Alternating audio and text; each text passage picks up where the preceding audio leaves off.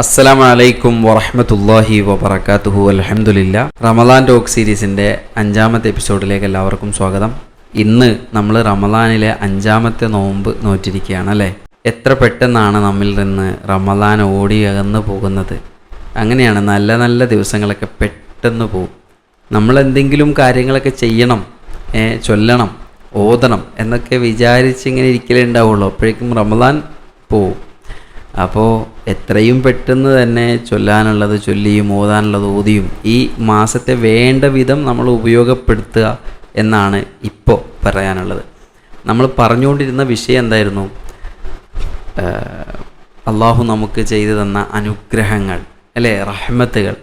അതിന് എത്രമാത്രം നമ്മൾ നന്ദി പറയണം. എങ്ങനെയായിരുന്നു നമ്മുടെ മുൻഗാമികൾ ജീവിച്ചിരുന്നത്?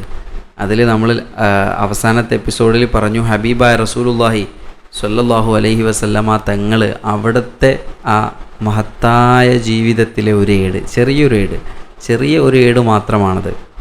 നോക്കൂ, നമുക്കൊരുപാട് ഒഴിവ് സമയങ്ങളുണ്ട്, ശരിയാണോ? ഹബീബായ റസൂലുള്ളാഹി സ്വല്ലല്ലാഹു അലൈഹി വസല്ലമ തങ്ങൾ നമ്മെ പഠിപ്പിക്കുന്നുണ്ട്, നിഅമത്താനി മഗ്ബൂനുൻ ഫീഹിമ കതീറും മിനന്നാസ്. ജനങ്ങളിൽ നിന്നുള്ള അധികരിച്ച ആളുകളും രണ്ട് അനുഗ്രഹങ്ങളിൽ വഞ്ചിതരായി പോകുന്നുണ്ട്. ഏതൊക്കെയാണ് ആ രണ്ട് അനുഗ്രഹങ്ങൾ? അസ്വിഹത്തു വൽ ഫറാഹു. നമ്മുടെ ടോപ്പിക്ക് മാറിയിട്ടില്ല, നന്ദി പറയേണ്ട കാര്യങ്ങൾ തന്നെയാണ് പറയുന്നത്. അപ്പം ഏറ്റവും കൂടുതൽ നമ്മൾ നന്ദി പറയേണ്ട ഒരു രണ്ട് അനുഗ്രഹം കൂടെയാണ് ഈ ഒഴിവ് സമയവും അതുപോലെ തന്നെ ആരോഗ്യവും. അതിലാണ് കൂടുതൽ ആളുകളും വഞ്ചിക്കപ്പെടുന്നത്. അതുപോലെ തന്നെ ആളുകൾ ഉപയോഗിക്കാതെ ദുരുപയോഗം ചെയ്തുകൊണ്ട് മുന്നോട്ട് പോകുന്നത്. നോക്കൂ, ശരിയല്ലേ? ഇപ്പോൾ തന്നെ റമദാൻ 5 നമുക്ക് എന്തൊക്കെ കാര്യങ്ങൾ ഇവിടെ ചെയ്യാമായിരുന്നു. എത്ര ദിക്റ് ചൊല്ലാമായിരുന്നു, എത്ര ജുസ് ഖുർആൻ പാരായണം ചെയ്യാമായിരുന്നു. ഒരു ദിവസത്തിൽ അരമണിക്കൂർ സമയം ഉപയോഗപ്പെടുത്തിയിട്ടുണ്ടെങ്കിൽ നമുക്കൊരു ജുസ് ഖുർആൻ ഓതാം. അപ്പം ഇന്ന് 5 നോമ്പായെങ്കിൽ 5 ജുസ് നമുക്ക് ഓതി കഴിയാനുള്ള സമയമായി. നമ്മിൽ എത്ര പേർ, ഈ വീഡിയോ കാണുന്ന എത്ര പേര് ഒരു ജുസ് എങ്കിലും പാരായണം ചെയ്തിട്ടുണ്ട്? നിങ്ങൾ ഈ റമദാൻ മുതൽ തുടങ്ങിയ ഇത് കേൾക്കുന്നവർ, എനിക്ക് തോന്നുന്നു ഒരു 110-200 പേരോളം കേൾക്കും. അതിൽ കൂടുതലും കേൾക്കുന്നുണ്ടെന്നുണ്ടെങ്കിൽ നിങ്ങളെല്ലാവരും ഈ റമദാനിൽ നിങ്ങൾ ചൊല്ലിയ, നിങ്ങൾ ഓതിയ ആ ജുസ്കളുടെ എണ്ണം ഇവിടെ ഒന്ന് അടിയിൽ കമൻ്റായിട്ട് ടൈപ്പ് ചെയ്യൂ ഇൻഷാ അല്ലാഹ്. അപ്പോൾ പറയാനുള്ളത് എന്താണെന്ന് ചോദിച്ചു കഴിഞ്ഞാൽ, എത്രയും പെട്ടെന്ന് നമ്മിൽ നിന്ന് റമദാൻ ഓടിപ്പോകും. നാം ഉദ്ദേശിച്ച കാര്യങ്ങളൊന്നും ചെയ്യാൻ ചിലപ്പോൾ നമുക്ക് അവസാനമാകുമ്പോഴേക്ക് സമയം കിട്ടില്ല. അതുകൊണ്ട് ഒരു സമയം നിശ്ചയിച്ചു വെച്ച് എന്ത് ചെയ്യുക, ഓതാനും ചൊല്ലാനും ഒക്കെ വേണ്ടിയിട്ട് ആ സമയത്തെ നമ്മൾ ഉപയോഗപ്പെടുത്തുക എന്നാണ് പറയാനുള്ളത്. ഇൻഷാ അല്ലാഹ്, അള്ളാഹു നമുക്കതിനുള്ള തൗഫീഖ് നൽകി അനുഗ്രഹിക്കുമാറാവട്ടെ. പ്രിയമുള്ളവരെ, റബ്ബ് നമുക്ക് തന്ന അനുഗ്രഹങ്ങൾ നമുക്ക് എണ്ണിത്തിട്ടപ്പെടുത്താൻ കഴിയില്ല. അത് ഖുർആൻ തന്നെ പറഞ്ഞാണ്, വഇൻ തഉദ്ദു നിഅമത്തല്ലാഹി ലാ തുഹ്സുഹാ.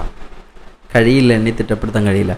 ഇന്നിപ്പോൾ നമ്മൾ ആദ്യം ഓതിയ ഹദീസിലെ ഈ ഒഴിവ് സമയം, ഒരു ദിവസം 24 മണിക്കൂർ ഒരു ആൾക്കുണ്ടെന്നുണ്ടെങ്കിൽ ചിലപ്പോൾ 5 മണിക്കൂറോ അല്ലെങ്കിൽ 4 മണിക്കൂറോ, ചില ആളുകൾ 8 മണിക്കൂറോ, ചിലർ 12 മണിക്കൂറോ ഒക്കെ ജോലി ചെയ്യുന്നവരുണ്ടാവാം. ഏറ്റവും കൂടിപ്പോയാൽ അത്രയൊക്കെ ഉള്ളൂ. ഓഫീസ് വർക്കുകളാണെങ്കിലും അല്ലാത്ത വർക്കുകളൊക്കെ ആണെങ്കിലും അതിനുശേഷം വരുന്ന ഒഴിവ് സമയവും നമുക്കൊരു ദിവസം ചെയ്യേണ്ട ഇബാദത്തുകളുടെ സമയവും നമ്മളൊന്ന് കണക്ക് കൂട്ടി നോക്കൂ.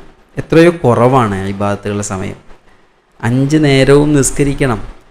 ഒരു വഖത്ത് നിസ്കരിക്കാൻ 10 മിനിറ്റ് ഉണ്ടെങ്കിൽ നമുക്കത് ആ നിർബന്ധമായിട്ടുള്ള നിസ്കാരം നിസ്കരിക്കാം, ജമാഅത്തിൽ പങ്കെടുക്കാം. ഇനി പോട്ടെ, ഒരു 20 മിനിറ്റ് കൂട്ടാം, എല്ലാനും കൂട്ടിയിട്ട് സുന്നത്തും. ഇനി ജമാഅത്താണെങ്കിൽ ഒരു അരമണിക്കൂർ, ബാങ്ക് വിളിച്ച് 15 മിനിറ്റ് കഴിഞ്ഞാൽ ജമാഅത്ത് തുടങ്ങും. 10 മിനിറ്റ് നിസ്കാരം ഉണ്ടാവും. സുന്നത്ത് നിസ്കാരം കഴിഞ്ഞാൽ അരമണിക്കൂർ. ഈ അരമണിക്കൂർ സമയം ഒരു വഖത്തിന് വേണ്ടിയിട്ട് നമുക്ക് ചിലവഴിക്കാൻ കഴിയുന്നില്ലെങ്കിൽ പിന്നെ എവിടെയാണ് നമ്മുടെ റബ്ബ് നമുക്ക് തന്ന ഈ അനുഗ്രഹങ്ങളിലൂടെ നമ്മൾ ജീവിച്ചു കൊണ്ടിരിക്കുമ്പോൾ ആ റബ്ബിന് വേണ്ടിയിട്ട് നമ്മൾ എന്താണ് ഇവിടെ ചെയ്തുകൊണ്ടിരിക്കുന്നത്? ചിന്തിച്ചിട്ടുണ്ടോ? കഴിഞ്ഞ ദിവസം നമ്മൾ പറഞ്ഞു ഹബീബായ റസൂലുള്ളാഹി സ്വല്ലല്ലാഹു അലൈഹി വസല്ലമ തങ്ങൾ അവിടത്തേക്കെല്ലാം കൊടുത്തതാണ് അള്ളാഹു, അവിടുത്തെ ഹബീബാണ്. പിന്നെ ഇഷ്ടം കൊണ്ട്, സ്നേഹം കൊണ്ട് ഞാനൊരു നന്ദിയുള്ള അടിമയാകേണ്ടയോ ആയിഷ എന്ന് ചോദിച്ചുകൊണ്ടാണ് അവിടുന്ന് കാലിൽ നീര് വരുന്നത് വരെ നിസ്കരിച്ചതെങ്കിൽ ഒന്ന് ആലോചിച്ച് നോക്കൂ. നമ്മളൊക്കെ എവിടെയാണ് പ്രിയമുള്ളവരെ എത്തി നിൽക്കുന്നത്? ഈ വിശുദ്ധ റമളാൻ വന്നിട്ട് പോലും നമുക്ക് പള്ളിയിലേക്കൊന്ന് നോക്കാനോ ഒന്ന് കയറാനോ ഒരു പേജ് ഖുർആൻ ഓതാനോ കുറച്ച് ദിക്റുകൾ ചൊല്ലാനോ സ്വലാത്തുകൾ ചൊല്ലാനോ സമയം കിട്ടുന്നില്ല എന്നുണ്ടെങ്കിൽ പിന്നെ എന്നാണ് നമുക്കിതിന് സമയം കിട്ടുക?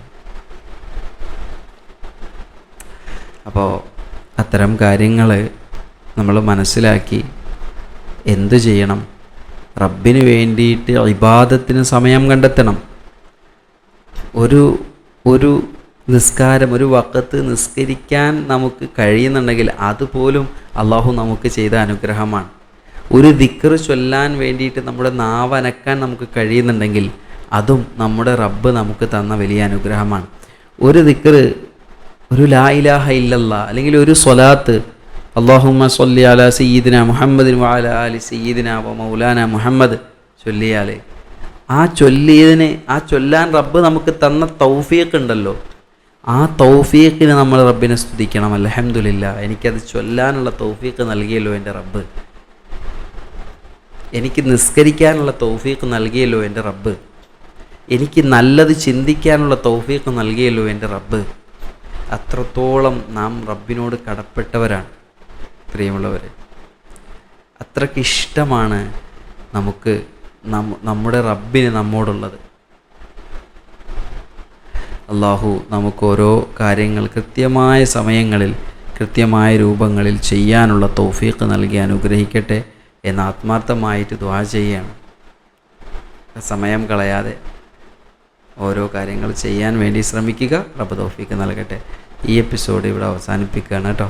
ഇൻഷാ അല്ലാഹ്. അസ്സലാമു അലൈക്കും വറഹ്മത്തുള്ളാഹി വബറകാതുഹു.